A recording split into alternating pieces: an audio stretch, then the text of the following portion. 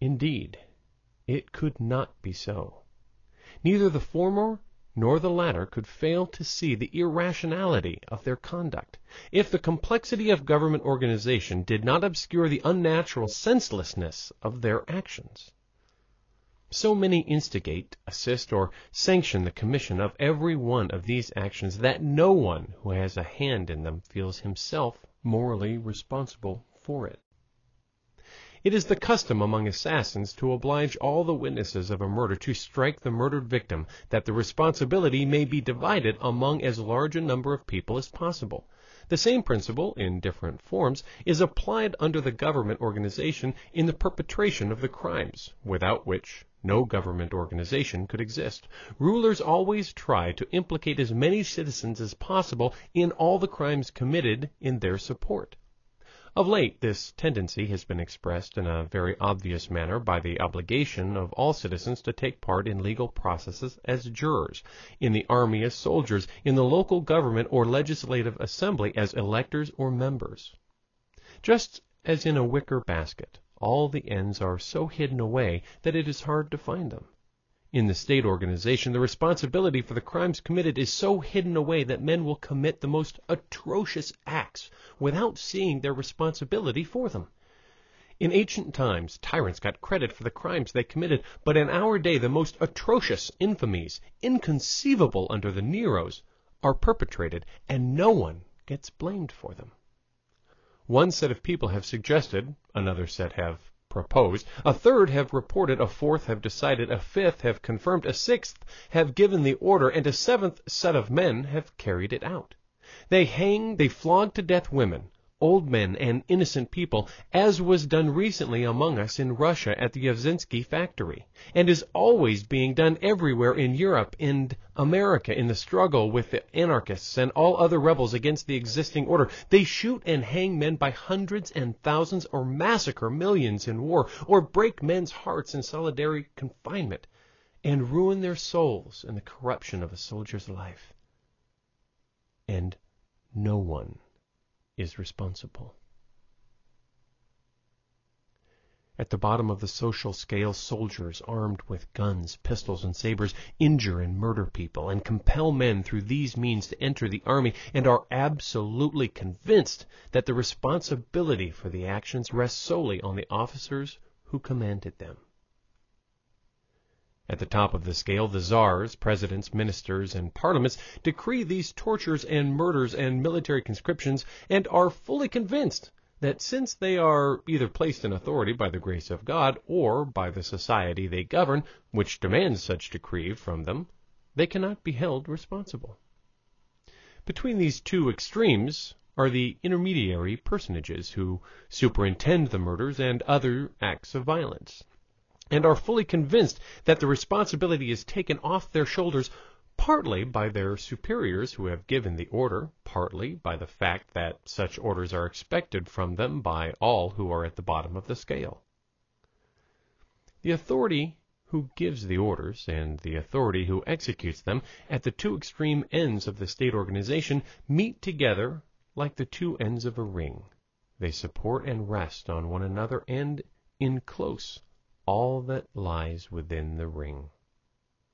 Without the conviction that there is a person or persons who will take the whole responsibility of his acts, not one soldier would ever lift a hand to commit a murder or another deed of violence. Without the conviction that it is expected by the people, who not a single king, emperor, president, or parliament would order murders or acts of violence. Without the conviction that there are persons of a higher grade who will take the responsibility and people of a lower grade who require such acts for their welfare, not one of the intermediate classes would superintend such deeds. The state is so organized that wherever a man is placed in the social scale, his irresponsibility is the same. The higher his grade, the more he is under the influence of demands from below, and the less he is controlled by orders from above, and vice versa. All men, then, bound together by state organization, throw the responsibility of their acts on one another. The peasant soldier on the nobleman or merchant who is his officer, and the officer on the nobleman who has been appointed governor, the governor on the nobleman or son of an official who is minister, the minister on the member of the royal family who occupies the post of Tsar, and the Tsar, again, on all these officials, noblemen, merchants, and peasants. But that's not all. Besides the fact that men get rid of the sense of responsibility for their actions in this way, they lose their moral sense of responsibility also by the fact that in forming themselves into a state organization, they persuade themselves and each other so continually and so indefatigably that they are not all equal, but, as the stars apart, that they come to believe it genuinely themselves. Thus, some are persuaded that they are not simple people like everyone else, but special people who are to be specially honored.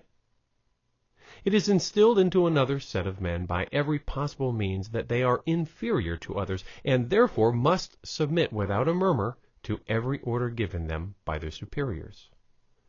On this inequality, above all, on the elevation of some and the degradation of others, rests the capacity men have of being blind to the insanity of the existing order of life, and all the cruelty and criminality of the deception practiced by one set of men on another. Those in whom the idea has been instilled that they are invested with a special supernatural grandeur and consequence are so intoxicated with a sense of their own imaginary dignity that they cease to feel their responsibility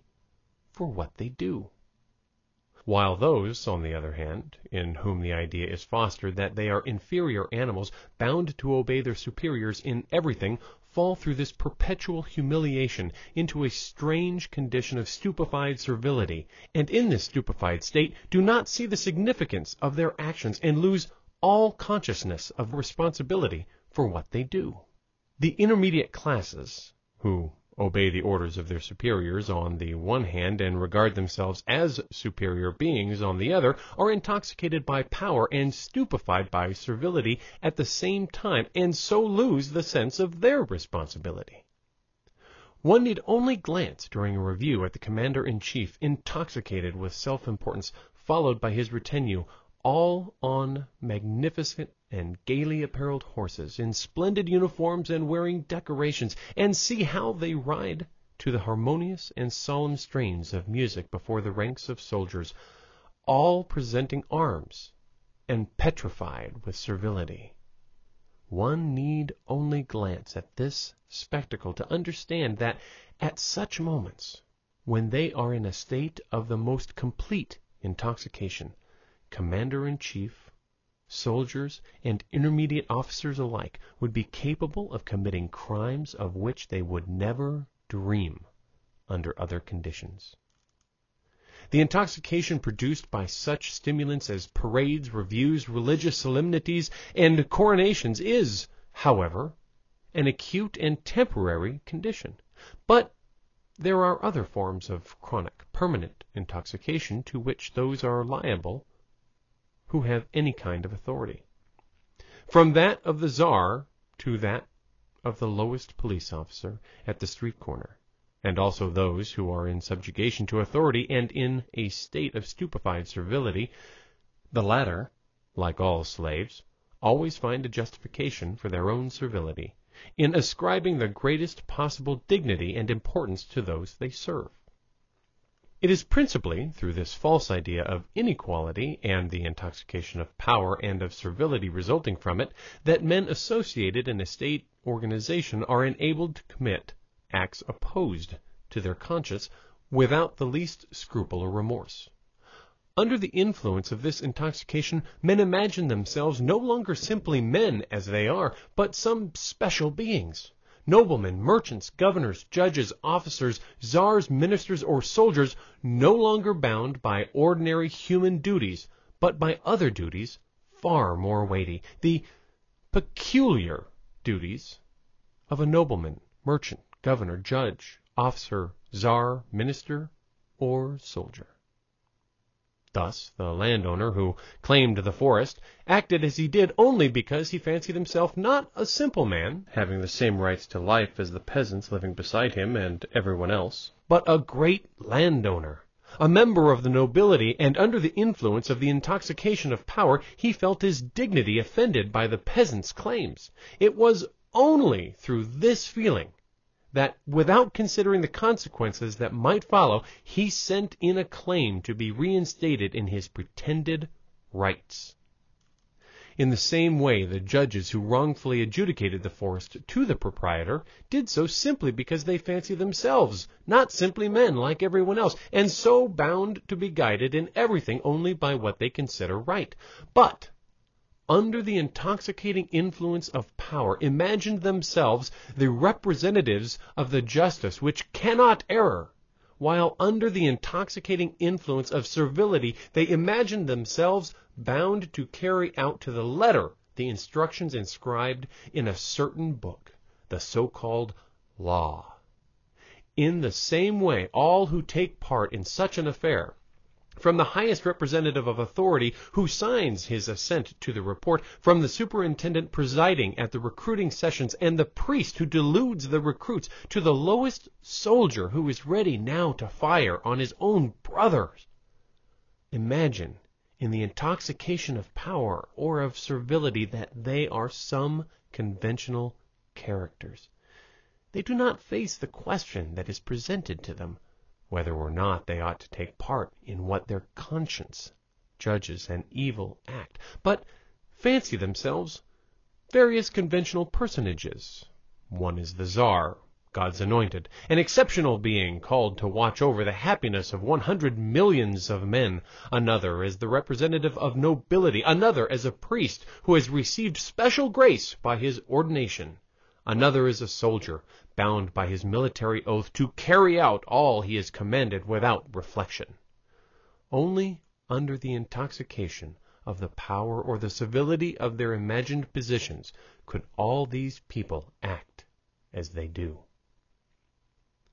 Were not they all firmly convinced that their representative vocations of Tsar, minister, governor, judge, nobleman, landowner, superintendent, officer, and soldier are something real and important? Not one of them would even think without horror and aversion of taking part in what they do now.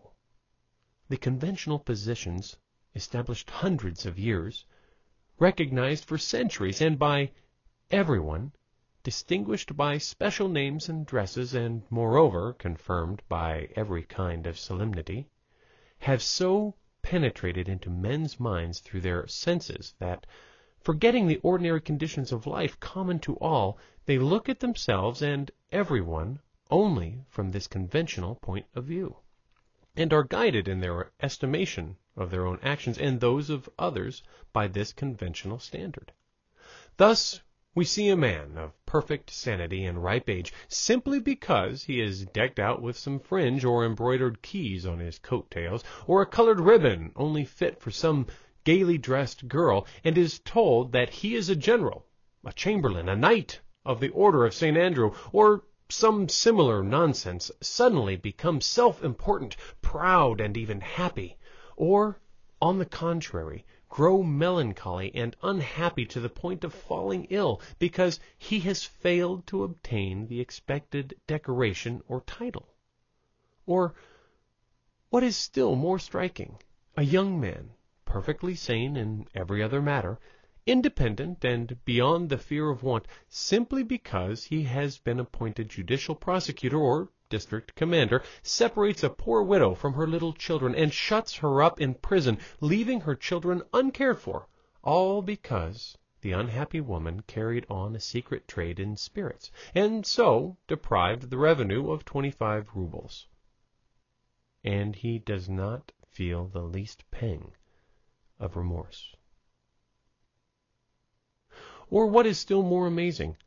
a man otherwise sensible and good-hearted, simply because he is given a badge or a uniform to wear and told that he is a guard or customs officer, is ready to fire on people, and neither he nor those around him regard him as to blame for it, but, on the contrary, would regard him as to blame for it if he did not fire, to say nothing of judges and juries who condemn men to death, and soldiers who kill men by thousands without the slightest scruple, merely because it has been instilled into them that they are not simply men, but jurors, judges, generals, and soldiers.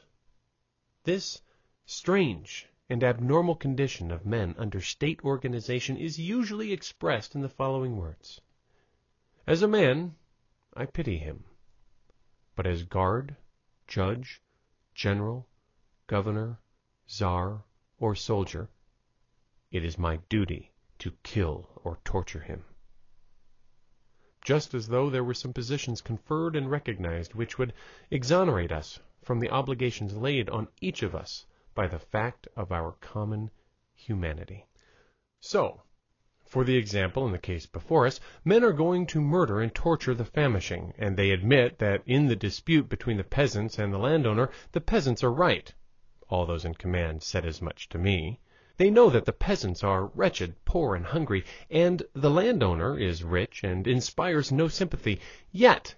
they are all going to kill the peasants to secure 3,000 rubles for the landowner, only because at that moment they fancy themselves not men, but governor, official, general of police, officer, and soldier, respectively, and consider themselves bound to obey not the eternal demands of the conscience of man, but the casual, temporary demands of their positions as officers or soldiers. Strange as it may seem, the sole explanation of this astonishing phenomenon is that they are in the condition of the hypnotized, who, they say, feel and act like the creatures they are commanded by the hypnotizer to represent. When, for instance, it is suggested to the hypnotized subject that he is lame, he begins to walk lame. That he is blind, he cannot see. That he is a wild beast, and he begins to bite. This is the state not only of those who are going to this expedition, but of all men who fulfill their state and social duties in preference to and in detriment of their human duties. The essence of this state is that under the influence of one suggestion, they lose their power of criticizing their actions, and therefore do, without thinking, everything consistent with the suggestion to which they are led by example, precept, or insinuation. The difference between those hypnotized by scientific men and those under the influence of the state hypnotism is that an imaginary position is suggested to the former suddenly by one person in a very brief space of time, and so the hypnotized state appears to us in a striking and surprising form, while the imaginary position, suggested by state influence, is induced slowly, little by little, imperceptibly, from childhood, sometimes during years or even generations, and not by one person alone, but in a whole society. But it will be said, at all times, in all societies, the majority of persons, all the children, all the women absorbed in the bearing and rearing of the young, all the great mass of the laboring population who are under the necessity of incessant and fatiguing physical labor, all those of weak character by nature, all those who are abnormally enfeebled intellectually by the effects of nicotine, alcohol, opium, or other intoxicants, are always in a condition of incapacity for independent thought, and are either in subjugation to those who are on a higher intellectual level, or else under the influence of family or social traditions, of what is called public opinion, and there is nothing unnatural or incongruous in their subjugation. And truly there is nothing unnatural in it. And the tendency of men of small intellectual power to follow the lead of those in a higher level of intelligence is consistent law, and it is owing to it that men can live in societies and on the same principles at all. The minority consciously adopt certain rational principles through their correspondence with reason, while the majority act on the same principles unconsciously because it is required by public opinion. Such subjugation to public opinion on the part of the unintellectual does not assume an unnatural character till the public opinion is split into two. But there are times when a higher truth, revealed at first to a few persons, gradually gains ground till it has taken hold of such a number of persons that the old public opinion, founded on a lower order of truths, begins to totter, and the new is ready to take its place, but has not yet been firmly established. It is like the spring, this time of transition, when the old order of ideas has not quite broken up and the new has not quite gained a footing. Men begin to criticize their actions in the light of the new truth, but in the meantime, in practice, through inertia and tradition, they continue to follow the principles which once represented the highest point of rational consciousness, but are now in flagrant contradiction with it. Then men are in an abnormal, wavering condition, feeling the necessity of following the new ideal, and yet not bold enough to break with the old established traditions. Such is the attitude in regard to the truth of Christianity, not only of the men in the Tula train, but of the majority of men of our times, alike of the higher and the lower orders. Those of the ruling classes have no longer any reasonable justification for the profitable positions they occupy, are forced, in order to keep them, to stifle their higher rational faculty of loving, and to persuade themselves that their positions are indispensable, and those of the lower classes, exhausted by toil and brutalized of set purpose, are kept in a permanent deception practiced deliberately and continually by the higher classes upon them. Only in this way can one explain the amazing contradictions with which our life is full, and of which a striking example was presented to me by the expedition I met on the 9th of September. Good, peaceful men, known to me personally, going with untroubled tranquility to perpetrate the most beastly, senseless, and vile of crimes. Had not they some means of stifling their conscience, not one of them would be capable of committing 100th part of such a villainy. It is not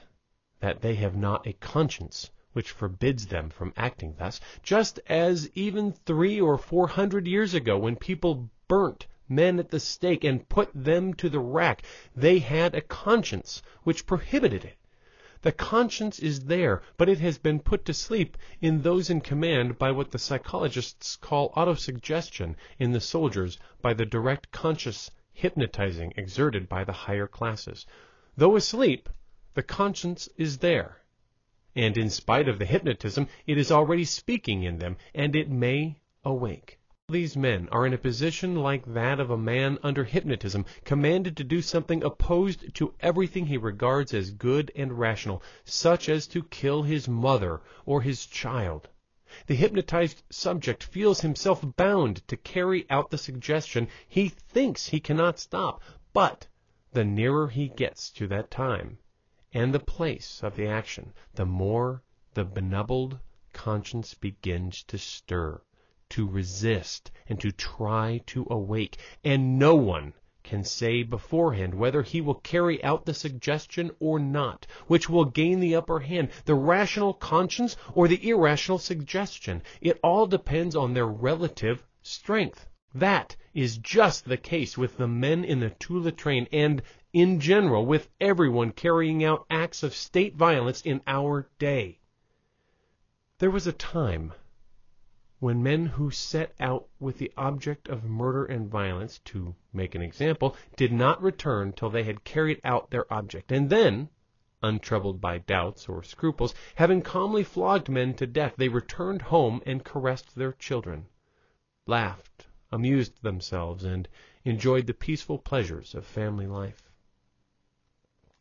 In those days it never struck the landowners and wealthy men who profited by these crimes that the privileges they enjoyed had any direct connection with these atrocities. But now it is no longer so. Men know now, or are not far from knowing, what they are doing and for what object they do it. They can shut their eyes and force their conscience to be still, but so long as their eyes are opened and their conscience undulled, they must all, those who carry out and those who profit by these crimes alike, see the import of them. Sometimes they realize it only after the crime has been perpetrated. Sometimes they realize it just before its perpetration. Thus, those who commanded the recent acts of violence in Nizhny Novgorod, Saratov, Oriel, and the Uzinsky factory realized their significance only after their perpetration. And now those who command and those who carried out these crimes are ashamed before public opinion and their conscience. I have talked to soldiers who had taken part in these crimes, and they always studiously turned the conversation off the subject. And when they spoke of it, it was with horror and bewilderment. There are cases, too, when men come to themselves just before the perpetration of the crime. Thus, I know the case of a sergeant major who had been beaten by 2 peasants during the repression of disorder and had made a complaint. The next day, after seeing the atrocities perpetrated on the other peasants, he entreated the commander of his company to tear up his complaint and let off the 2 peasants.